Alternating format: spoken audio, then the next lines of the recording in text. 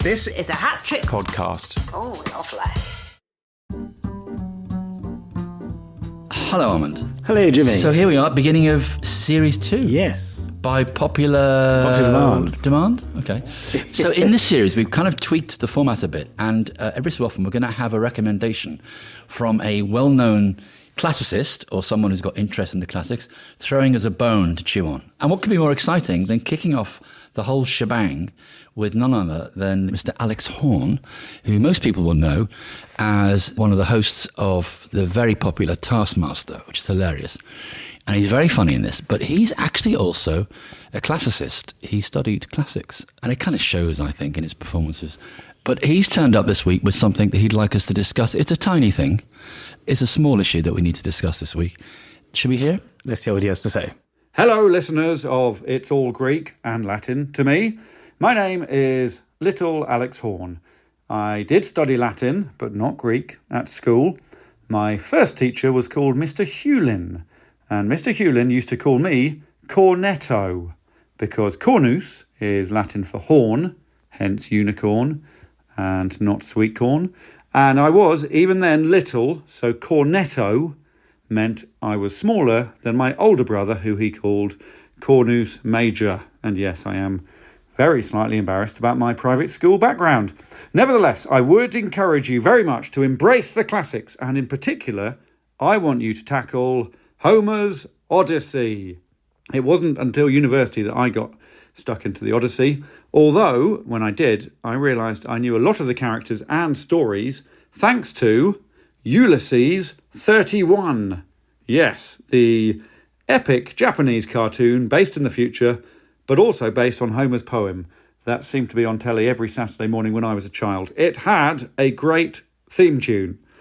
In fact, the characters and stories, I think, are so good in the Odyssey that I have at least a couple of times thought fairly hard about adapting it into a comedy series or even a movie starring someone like Tim Key as the cheeky voyager.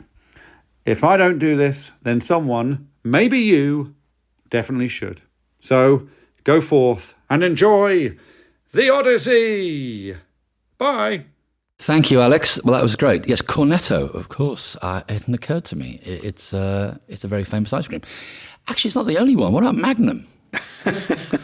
Magnum, big. Yeah, Pepsi Max. There's a whole range of sweets that owe their provenance to the ancient world. Well, to Latin names, I don't think there are any Greek names. Are Can there you no think of Greek names? Well, Galaxy, I suppose, is a Greek name.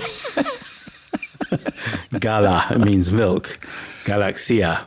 Then the Milky Way, that's how we get the Milky Way from, of course. Well, I think it's up to you now to try and, in the time available, try and scope out what is the Odyssey. It's one of those incredible works of ancient literature, originally, of course, a song sung by Homer, which resonates through the ages.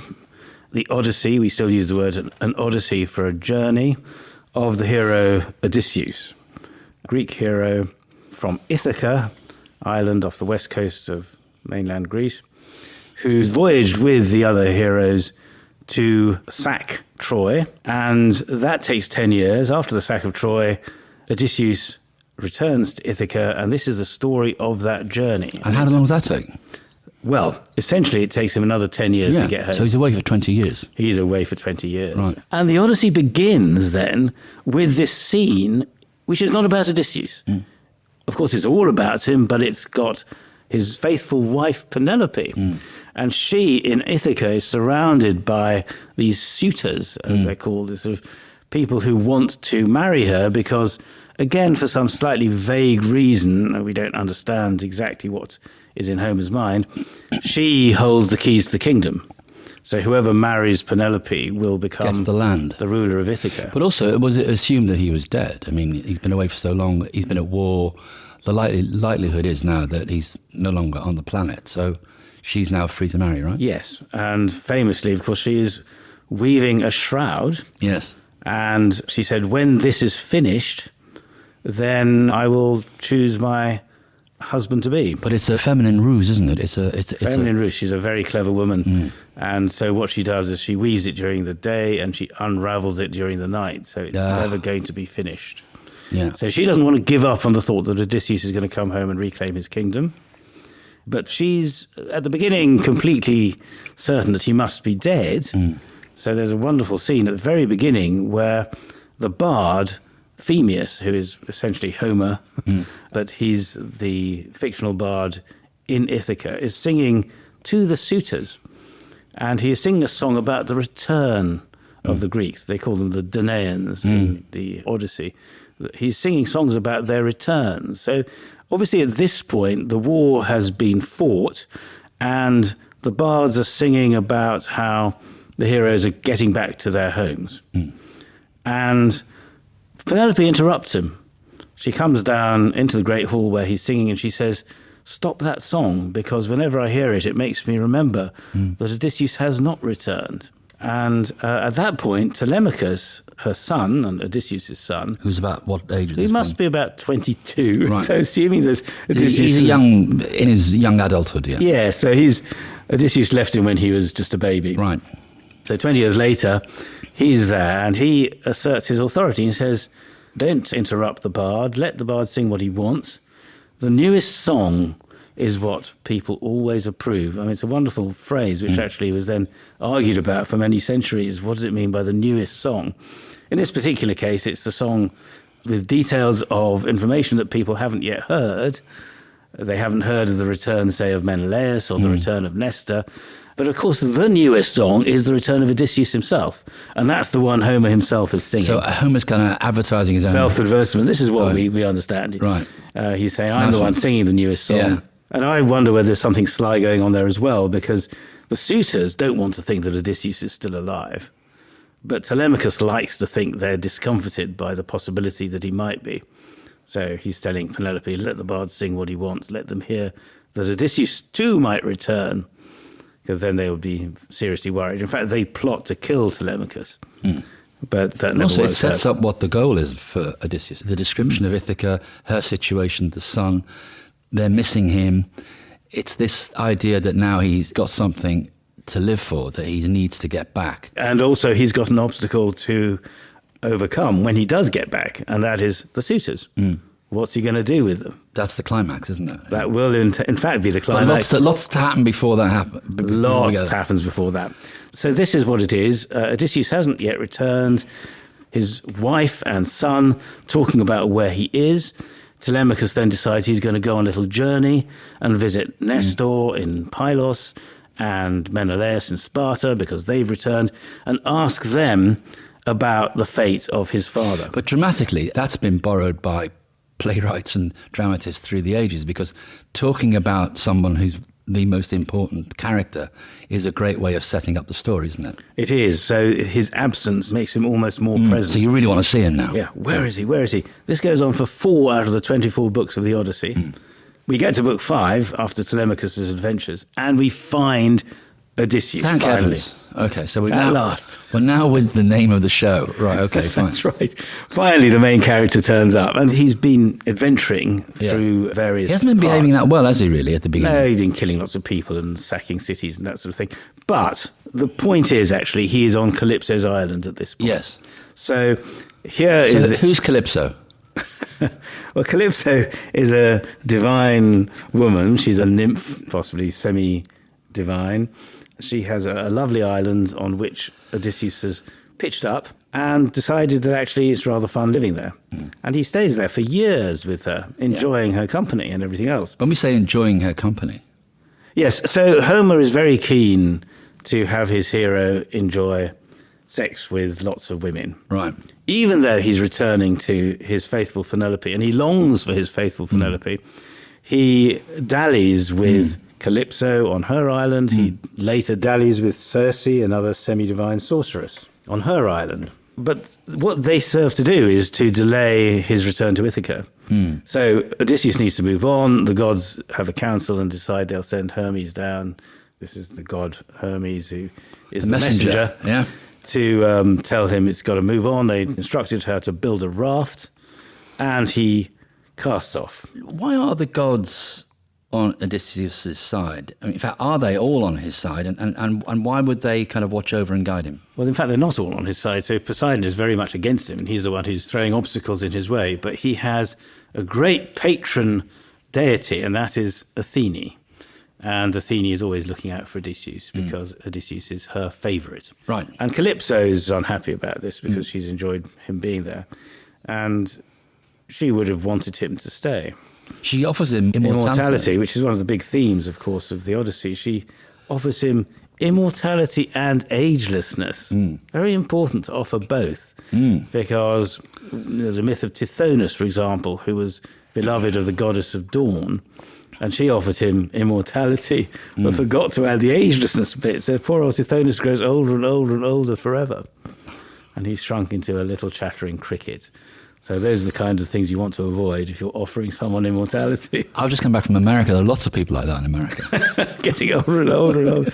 Are they shrinking into little chattering Taking crickets? more and more monkey glands. But he refuses, doesn't he? He wants to get home. Yeah, he says, look, I'm really longing for home. I'm really longing for my wife. And what's this thing called the return? Is the nostos, isn't it? Yes. So this is the story of his nostos, his return. That's the word in Greek from which we get Nostalgia. Nostalgia, yes. Algia meaning the yearning for, the aching for the return, right? Aching for return, yes. When you have an algia, you have a bit of an ache, don't you? Yeah, and that's why you take analgesics. Oh, God, this is There we are. etymologist's Yes, we dream, love this etymologies. show. So he ends up on an island called Scheria or Phaeacia. It's called two names in the Odyssey. Like a lot of these magical places, they have more than one name. And so he pitches up on the island of Scheria. He's on the beach, isn't he? On the beach. He's naked. He's full of seaweed. Right. He's been washed up after a shipwreck because Poseidon is angry with him because of what he's done to the Cyclops. But we don't know about that yet. So Spoiler alert. And then to the beach comes the princess of Scheria, whose name is Nausicaa. And Nausicaa, this young marriageable princess, sees this old man emerging from the brine. Like Daniel Craig in... Very much so, but with a little twig to hide his private part. So we're told that. How little is the twig? Well, that's a big question. Poor old Odysseus. I mean, Anyway. a branch. Let's call it a branch. A branch, okay. So when I was at school, actually, we read this. I was probably about 13 at the time. We read this in Greek, and there were two lines that were excised. Of course. So it was like, we skipped from line 563 to 566, and I wondered what those two lines were. And he was covering his merdea, which means his private part, with this branch. I think it's meant to be funny, actually. Well, it is quite a comic scene, isn't it? is. A man suddenly clutching a fig leaf almost. Yeah. To put in front of his... Right. How's Anyway, your father? She then invites him back to the palace, and he tells his story to King Alcinous and Queen Arete in the palace of Phaeacia. And they've heard of him, haven't they? They've heard of Troy. Well, yes, so the fame of the battle has already reached this island, wherever it is. Should they be hungry for stories about So they this? want to know more, and here's this hero. And he's a great storyteller, of course. He tells fantastic stories. This is the first time I can't think of an earlier time where a dramatist or a dramatic writer uses flashback. Exactly, and so this is an extraordinary device. There isn't an earlier time because there really isn't an earlier work apart from the Iliad. But in it, there are 4 books in which Odysseus tells of his adventures. And amongst those stories are the story of how he and his companions pitched up on the island of the sorceress Circe, and she turns them all into pigs. So Odysseus, with some divine help, has to find a way to restore his companions to their original selves. But again, you see, Homer is playing a bit of a game here, because as soon as he attacks Circe and says he's going to kill her, she drops to her knees and she says, I'll do whatever you want, and let's go to bed. So off they go to bed. This is before his companions have been turned back into men. Yeah. Well, first things first. First things first. Yeah. Anyway, so then... They're quite happy. They're like pigs in shit. They're enjoying themselves. They are pigs. They're actually pigs. Yes. So she turns them back into men. Anyway, on he goes, and his other adventure, of course, is when he and his men end up in the island of Trinacria, which sounds like a bit like Sicily. It's a 3-cornered island. And that's where they find the giant Polyphemus. It's a great story, isn't it, this? Yeah. It's one of the great classic stories. So they're in the cave of this giant, and they've nicked some of his And he's got one bread eye. and cheese. Yeah. So he's a Cyclops, which means that he's a circle-eyed giant. He has a single eye. With a very famous father. Poseidon. The Greek god of the sea. Exactly. So he has the god Poseidon as his father. But he's a very unpleasant piece of work, and he decides that he's going to eat Odysseus and his men. And first thing he does, he takes a couple of them and he dashes their brains against a rock and he crunches them. So Odysseus offers him wine, which he likes, because being a pastoralist, Cyclopes tend not to drink wine, they just drink milk. He gets quite befuddled and he says, I like this. He says, I'll give you a present. He says, I'll eat you last. What's your name? And wily Odysseus says, my name is Nobody. And then when the Cyclops is He's very drunk by now. drunk and asleep, Odysseus gets a pine tree and whittles down the top of the pine Nice. tree, turns it into some massive pencil and tempers it in the fire Oh, and plunges it into the Cyclops' Always works. eye. yeah. And there's this simile about how it sizzles like iron in the fire that has been plunged into a bowl of water. So the Cyclops is now blind, but of course he is not going to let these Greeks get away with it. So he makes sure that he sits by the entrance of the cave when the sheep are let out in the morning, feeling to make sure that no men are trying to escape as well.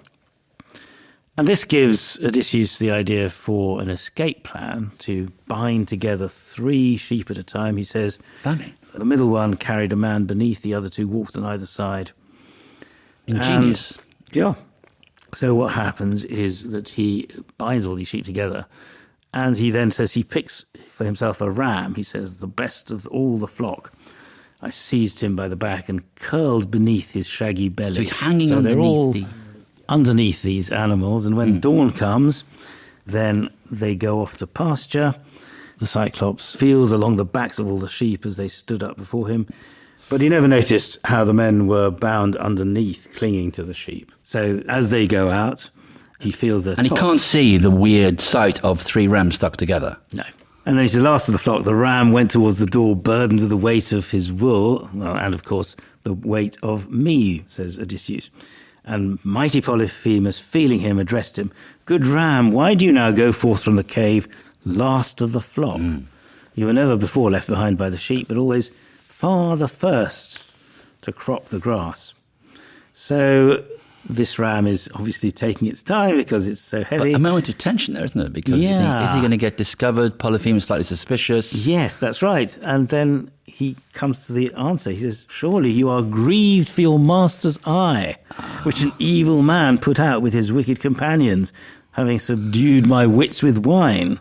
That villain, Nobody. He says, who I think hasn't yet escaped destruction.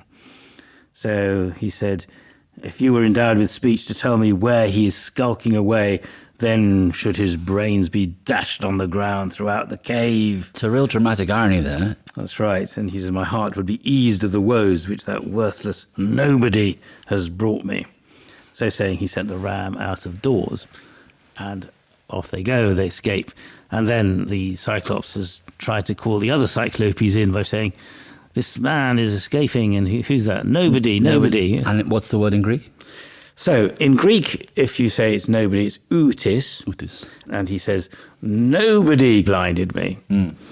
And the other Cyclops says, well, he must be mad because he says that Nobody blinded me. So that's the oblique way of saying that Nobody. And then in Greek, that is mertis. And mertis also means wiliness. So it's a pun. So it's a great pun. Homeric pun. Yeah. And that was just one of many. I mean, how many? I mean, he just goes on, all these different trials he goes through. He tells them all the different stories. With that the he's been sirens, where he has to lash himself to the mast, because the sirens are very seductive females as well, aren't they? Yes, the sirens are part woman, part bird, whose singing is irresistible. Their voices lure sailors to their doom as they try to get closer to the source of the sound.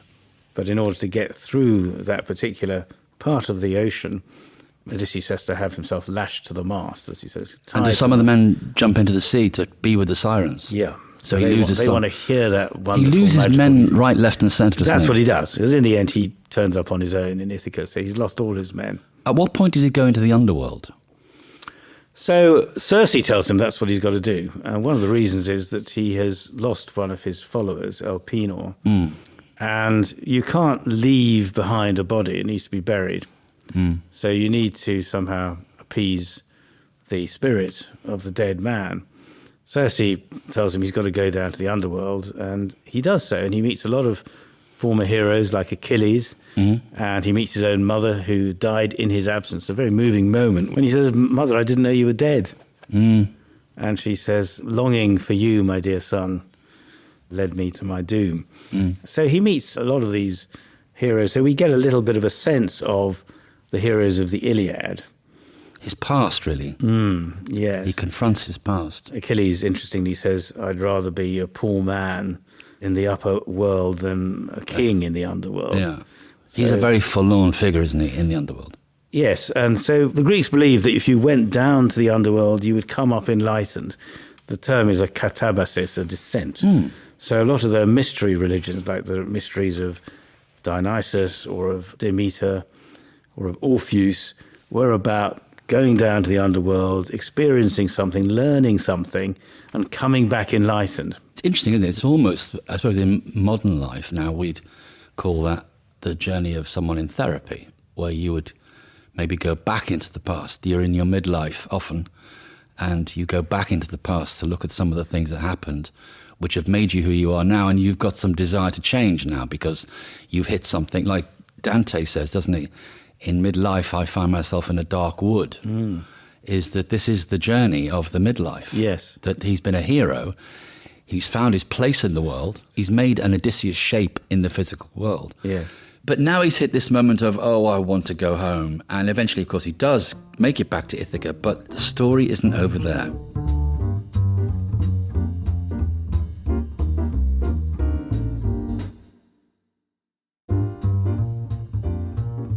So finally, Odysseus makes it home, but because of all these suitors who are after his wife, he has to go in disguise, doesn't he? Well, they will want to kill him. Yeah. So he cannot turn up as himself. He turns up disguised as a beggar. He meets the old swineherd, Eumaeus. Eumaeus, of course, doesn't recognize him at this stage, but of course there is someone who does recognize him, and that is his dog, Argos. Now, we're not going to talk about Argos today. I'm talking about the dog, of course, not the shop. Poor old Argos, Odysseus' faithful dog. We're going to save that for another episode on dogs and pets in the ancient world. A very good episode that's coming up for you. But let's get back to the story. How many suitors were there? There are 120, is that right? So, yeah, quite a lot. Yeah. His son, of course, Telemachus, is in the Yes. house, and he knows that he'd be on his side, but that's just 2 against 100. So what happens? Penelope sets up the contest of the bow. Does she recognise him? No, This beggar, is she intrigued? She doesn't, does she? She thinks he's a beggar, but she's not sure who he is. She's kind of intrigued by the beggar, yeah. I mean, you can read it different ways. It's a bit like Indiana Jones dressed in disguise. You think there's something about this character which is different, but you can't quite work out what he is. Yeah. Yeah. I think we'd find that, she's secretly hoping it is him, but she can't bring herself to believe it. For the purpose of the story, she is withholding her belief. And what's the competition she sets up? So she suggests that the suitors should try their hand at stringing Odysseus' bow, which is famously a very difficult bow to string. All right, so Penelope says, whoever strings my husband's bow can have my hand in marriage. Is that right? That's it. That's yes. the enticement. Okay. So it's a bit like the sword in the stone Yeah. or something. Probably knowing that none of them will be able to do so. So they all have a go, and they all fail to do it. And then the beggar suggests that he might have a go, and they all have a laugh. Yeah, they kind of abuse the beggar, don't they? Yeah, I mean, they're not very nice to him. Yeah. They throw seats at him and things like that. So they think they'll have a good laugh because this old man thinks he can string Odysseus' bow. And he does string Odysseus' bow because he is Odysseus. Okay, I'm going to read this bit too because it is so lovely. Then shrewd Odysseus grasped the mighty bow and turned it back and forth with searching eyes. And as an expert player on the lyre, a seasoned minstrel, pulls around its peg a sheep's gut cord and twists and makes it fast. So did Odysseus string the mighty bow with practised ease. He held it in one hand, his right, and with the other plucked the string. It rang out sweetly like a swallow's call. And it's an amazing moment because the swallow doesn't have a particularly nice call, but the point about a swallow is it returns. So this is signalling that Odysseus has returned. The swallow's call, the sound of the string being plucked, but also the beginning of the destruction of the suitors, because as soon as he has strung the bow, they all turn white with fear, and he then brings arrows out of his quiver and shoots them all dead. There's a rather nasty coda to this story, though, isn't there? The killing of the handmaidens. Well, they hang, don't they? They hang the 12 handmaidens who they think have been consorting with the it is rather unpleasant. So, I mean, in fact, there's a mass slaughter. It's a real Avengers tragedy, you might say, a revenge tale where he wreaks slaughter on pretty well everyone in the... Well, in Game of Thrones, the very famous episode was The Red Wedding, where all the wedding guests are butchered. Right. And there must be something about recognising that an audience wants that sort of sanguinary ending. Well, I think the Game of Thrones probably just nicked it off the Odyssey. I mean, that's a trope, isn't it, where you invite people under one circumstance and it's a ruse, and you invited them to kill them. It's nefarious, isn't it? So now there's been a bloodbath, and it's the morning after, they're cleaning up. But now he's got the final thing. He's now meeting his wife after 20 years. He's meeting Penelope, and they've both changed. Yes, and she's still suspicious that he's not the man he claims to be. Fair enough. Well, he's kind of done everything to prove it, hasn't he? Yeah, but he went to work 20 years ago. And what was a tube strike? I mean, seriously, she needs to know that this is the real Odysseus before she will accept him. And she sets him a challenge that only he will know the answer to. What is it? Exactly. And just to preface this by saying, of course, Odysseus has managed to escape all kinds of difficult circumstances through his sheer wit over the course of this story. And finally, he's faced with the wit of his wife Penelope, and she fools him because she says very casually to the nurse Eurycleia, she says, "Come on, Eurycleia, get that great bed dragged from the fine bridal chamber, cover it with rugs and fleeces and brightly coloured blankets." These words, I'm reading now, were to test her husband, but Odysseus was angry and rounded on his loyal wife. "Lady, those are truly bitter words you speak. Who has moved my bed? That would be hard, even with the greatest skill." He says, "No mortal man alive could easily shift it from its place, since a great secret went into its making, and it was my work and mine alone. A long-leaved olive tree, strong and vigorous, as thick as a pillar, grew in the courtyard.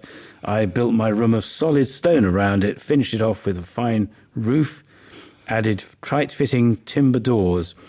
I trimmed the trunk from the roots up, and that became my bedpost." So the bed was made out of a tree. A tree that had... Which you couldn't move. So the idea that, she's saying, move the bed from the great chamber... Trick question. ...is a trick. So she's asked the trick question.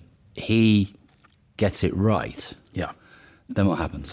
She bursts into tears, flings her arms around him, and asks for his forgiveness for not trusting that it was him.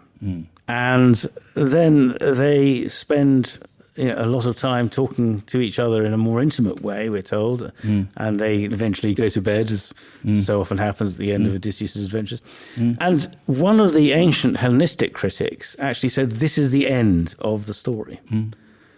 What does he mean by that? Was it the end of the original Odyssey of Homer when he sang it? I mean, I think he just meant that aesthetically, this is where the story ends, with the reunion of Odysseus and Penelope. Because that's the moment at which, it somehow all flows out, the emotion. He's got back, he's killed the suitors, and he's back with his wife. In fact, the Odyssey goes on for another book and a half, because the poet, or maybe later poets who added to the story, needs to ask, well, what's going to happen? Here we have a society on Ithaca where most of the noblemen have been killed. Their families are going to want vengeance. There's going to be a lot of problems. We need to sort it all out. And actually what happens in the end is that Athene, the goddess, comes down and says, we're going to stop all these feuds. So it's what later becomes known in tragedy as a deus ex machina, a god from the machine. I mean, really, it's an intractable situation. It can't be sorted out. There'll be endless bloodshed if one sees it. And she's a protectress, isn't she? She's a protector of Odysseus. Yeah. And she comes down and she says, it's all over, guys, make peace.